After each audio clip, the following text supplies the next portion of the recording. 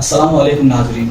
आज हम Serilingampally Madhapur division vice president BRS की तरफ से मोहम्मद मियान पटेल साहब से मुलाकात करने आए हैं, जो मशहूर और मारूफ शख्सियत है अपनी ग्राउंड वर्क करने के लिए और अपनी कई खिदमात अंजाम देने के लिए, जैसे कि पब्लिक के अंदर किसी भी तरह का कुछ प्रॉब्लम हो, चाहे वो बस्ती के रिलेटेड होंगे, चाहे वो किसी भी ताल्लुक से रहेंगे, अपना पहला कदम रखने वाले शख्सियत मोहम्मद मियान पटेल साहब आज हम उनसे मुलाकात करने आए हैं। उनसे कुछ सवालात जवाबात होंगे, आपके साथ उनकी जो शख्सियत है उससे रूबरू कराएंगे।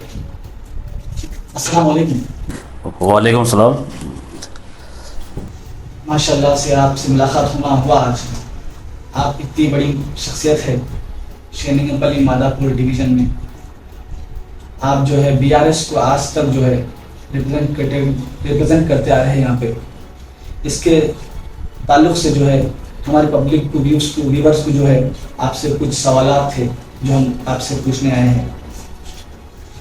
आपसे हम पहला सवाल ये करेंगे कि आप इस पॉलिटिकल फील्ड में, सियासत फील्ड में कब से हैं? सियासत फील्ड में मैं 83 से हूँ।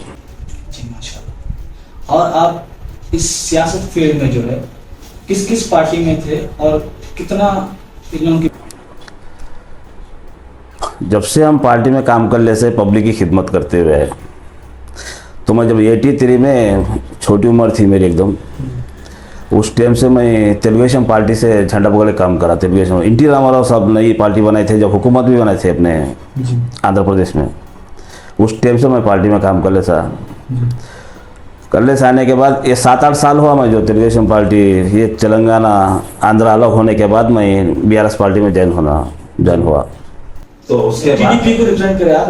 नहीं, तेलुगुदेशम को, हाँ। तेलुगुदेशम पार्टी से उस टाइम पे मैं इस्तीफा देना पड़ा पार्टी के। जी। देखिए मैं क्या करा, तो उसके बाद इस पे बीआरएस पार्टी में ज्वाइन हुआ मैं। जी। अपना शंकरगढ़, खाजागुड़ा शंकरगढ़ साहब से आके, जब उस टाइम पे नए सीएम बने थे हमारे केसीआर साहब, उस टाइम पे ट्रांसपोर्ट मिनिस्टर थे हमारे महेंद्र रेड्डी साहब। डायरेक्ट महेंद्र रेड्डी साहब के पास जाके हम मिलके सब हम पार्टी में ज्वाइन होना चाह रहे आपके पास, बोले तो मुबारकबाद दिए, उन्होंने खुशी दिए, बोलते रहे क्या होना पूछे, तो नहीं मेरे खबरस्तान की बाउंड्री होना हमारा, मुझको बोले तो ठीक है तेरे एरिया में आता हूँ मैं, तेरे एरिया में तो खबरस्तान के पास जो खबरस्तान है हों तो टेंट डाल के मीटिंग लगा, मैं वहाँ आता हूँ बोले उन्होंने। तो हों टेंट डाल के कम से कम 1000 आदमी के साथ उस पार्टी में ज्वाइन कराता हूँ तेरे को। ज्वाइन हो गए हम यहीं, उस टाइम पे सैंक्शन करा दिए, आज माशाल्लाह बाउंड्री बन गई हमारी। मतलब कि आज जो खबरस्तान की बाउंड्री रखी आप, और वो पैसा हमारे गांधी साहब एमएलए के खोटे में आया, उस टाइम पे तेलुगुदेशम में थे उनके हाथ ही, गांधी साहब के हाथ काम। हमारे एमएलए साहब का, तो उनकी शख्सियत के ऊपर आप जो है उनकी आइडेंटिटी के ऊपर कुछ लफ्ज बोलिए। गांधी साहब का तो मैं जितने एमएलए को देख ले साहब तक वो 83 से, एक तो हम खैरताबाद के जनार्दन रेड्डी साहब की तारीफ करेंगे जो कांग्रेस के मेरे थे हमारे बचपन में, जो मेहनत करे उन्होंने। हम सेकंड देखे हमारे गांधी साहब कुछ। अच्छा। जो पब्लिक में ठहर के उन्होंने पब्लिक की खिदमत करते हुए, छोटा बड़ा नहीं बोले सरकार, इतनी मेहनत करते हुए आते, को से भी रात कभी भी तुम फोन करो ना, फोन रिस्पॉन्ड कर लेते, कहीं भी हुआ प्रॉब्लम वहाँ पर पहुँच जाते, पानी हर जगह। जी जी माशाल्लाह। बहुत ही आपसे मालूम करके बहुत अच्छा लगा कि हमारे एमएलए साहब जो है बहुत ही अच्छी सोच रखते हैं कि पब्लिक को जो है हमेशा आधी रात में भी हेल्प करते हैं। और इसी ताल्लुक से जो है हमारे खुद के कॉर्पोरेटर साहब जगदीश्वर गौड़ साहब, हमारे जगदीश्वर गौड़ साहब तो हीरा है, हीरा उन्होंने बहुत अच्छा काम करते और इतनी खिदमत करते कि एक फैमिली टाइप रहते उन्होंने। जी। ये जो डिवीज़न है मादापुर डिवीज़न जी। और हाफिजपेट डिवीज़न, उधर से उनके बीवी जीते, इधर से उन्होंने जीते सोए। और ऐसा देखते हैं कि कोई से भी घर में ये सियासत का काम बोले सरकार नहीं, छोटा फंक्शन हो, कोई प्रॉब्लम हो, बच्चा कोई दवाखाने में ना, ऐसा इमीडिएटली खानदान वाला नहीं पहुंचता ना पहुंच जाते। जी, इसके बारे में तो उनके बहुत ही कहानियां हैं, बहुत से कहानियां है कि फैमिली टाइप। हमको बोले हम 4 भाई है, जी। हम टेबल पे खाना खा ले बैठे, कॉर्डिनेटर साहब बैठे, 4 नहीं 5 है बोले उन्होंने। अब समझ जाओ तुम। मैं भी तुम्हारा भाई हूँ। हर आदमी को, हर घर में जगदीश्वर गौड़ साहब की तो मैं कितनी तारीफ करो कम है। हाँ, आपसे मालूम करके, इनकी पर्सनैलिटी के बारे में मालूम करके बहुत अच्छा लगा। और भी हमारे जो लीडर्स है बीआरएस के, जो आप उनके ताल्लुक से क्या बोलना चाहेंगे, और बीआरएस का जब से बीआरएस वजूद में आई उसके काम हमारे डिवीजन में कैसे कैसे रहे, और हमारे तेलंगाना में जो है बहुत ही ज़्यादा डेवलपमेंट आया, जैसे उसके ताल्लुक से आप जो है कुछ। मैं पूरी तेलंगाना की बात करूंगा, सेकंड तो सेलिंग की बात करूंगा। जो केसीआर साहब जो स्कीम्स निकाले, ये डबल बेडरूम, दूसरा डबल बेडरूम निकाले, दूसरा गुरुवालक्ष्मी बोल के एक निकाले, जो मकान किसका सीटों का मकान है उसकी नोटरी लैंड है, उसको 3 लाख रुपए सैंक्शन कर, वो भी निकाले। डबल बेडरूम होने के बाद वो भी इंशाल्लाह वो भी चालू कर देते वो बोले। और दूसरा पिंचिंग का निकाले, माइनॉरिटी लोन 1 लाख रुपए ऑलरेडी बहुत जनों को मिले से और थोड़े जनों को मिलने वाले हैं। ऐसे स्कीम्स है कि अपन गिन नहीं सकते, सोच नहीं सकते, इतने स्कीम निकाले। और जितने भी स्कीम सब निकाले हम पब्लिक में ले आके, हम हर पब्लिक में बोल के आज पब्लिक में बहुत बड़ा नाम हो रहा है उनका, बहुत काम हो रहा है। हमारे केसीआर साहब की पर्सनैलिटी आप उनके ऊपर कुछ बोलना चाह रहे हैं? मैं तो सवाल ही नहीं हूँ उनका सवाल। लीडर मैं बोलूँ ना, हम तो 83 से बात करूँ, मैं सीएम एनटी रामाराव साहब को मैं देखा, उसके बाद अपने चन्ना रेड्डी साहब को देखे, या जो सीएम बने, इतने OS राजशेखर रेड्डी साहब को भी देखे, रोशिया साहब को भी देखे, किरण कुमार रेड्डी साहब को भी देखे जब थे। उसके बाद हम केसीआर साहब को देख रहे हैं। हम तो नंबर 1 अवार्ड देंगे पूरी पब्लिक की तरफ से, पार्टी की तरफ से और कार्यकर्ता की तरफ से। ऐसा सीएम हम देखेंगे ना देखेंगे। हम इससे पहले हम सुने थे 1947 में आज़ाद हुआ था, गांधी साहब आज़ाद करे बोल को, लेकिन वो सुने और आज़ादी में थे हम, लेकिन तेलंगाना की आज़ादी करे बोल तो हमारे गांधी साहब, हमारे केसीआर साहब निकले।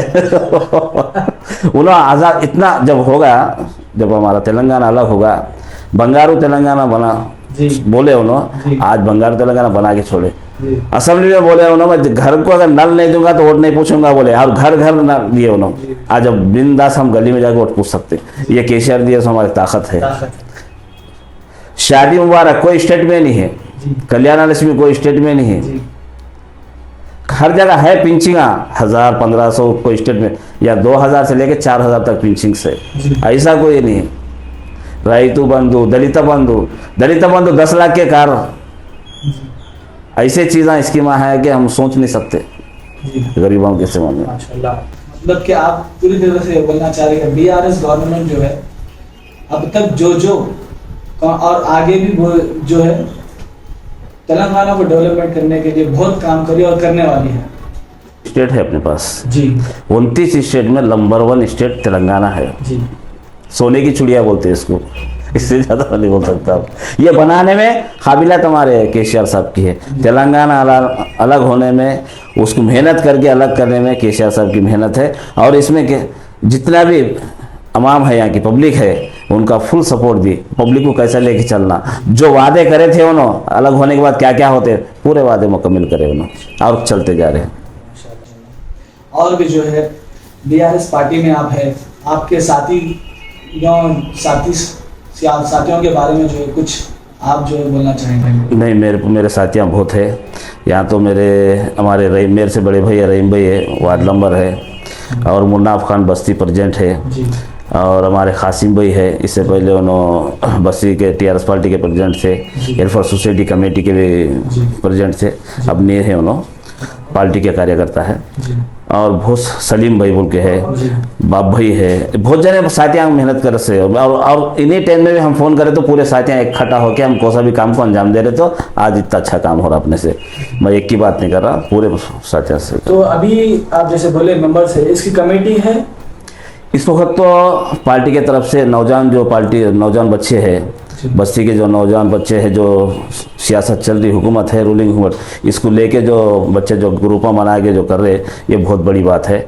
जो कोई सी बात है तो हमको फ़ोन करके बोल देते, हमारे से जितना होता कर लेते, नहीं तो हम बच्चे आके काम कर रहे हैं। मतलब फिलहाल अभी कुछ नहीं है, इंशाल्लाह ये इलेक्शन होने के बाद ये नौजवान बच्चों को लेके मीटिंग करके बस्ती कमेटी बनाएंगे, उनको बच्चों से मशवरा करने का।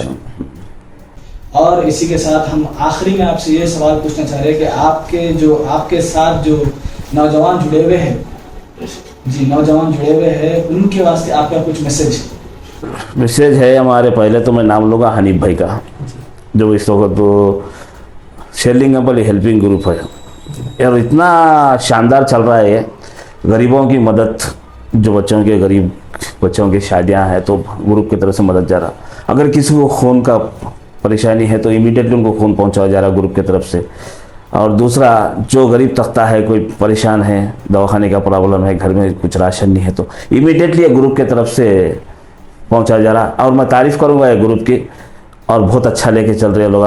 और मेरे तरफ से वो लोगों को फुल दुआ देता हूँ, और पब्लिक की तरफ से दुआ देता हूँ, लोगों को ऐसे लेके चलेंगे, बहुत अच्छी बात है। और इसमें जो सद्दाम है, हमारे हनीफ भाई है उसके प्रेजेंट, और माशाल्लाह ऐसे लेके चलो। आप कम से कम 1200-1300 आदमी का ग्रुप बन गया और शेरलिंगम हेल्पिंग ग्रुप को मैं उसको सलाम करता हूँ, नौजवान बच्चों को। और अच्छा लेके चलेंगे। और यही बच्चों में से एक बच्चे को प्रेजेंट बना के अपना वेलफेयर सोसाइटी कमेटी का भी इंशाल्लाह जल्द से जल्द काम करेंगे हम, इंशाल्लाह बच्चों से मशवरा करके। तो इसी के साथ आज हमारे शेरलिंगम मादापुर डिवीज़न से मोहम्मद मियान पटेल साहब से जो है इंटरेक्शन हुआ, तो इसके अंदर हमें मालूम चला कि हमारे DRS के पटेल साहब 83 से 2023 तक जो है काम करते आ रहे हैं, और उनके कई खदमात जो है अंजाम करते आ रहे हैं।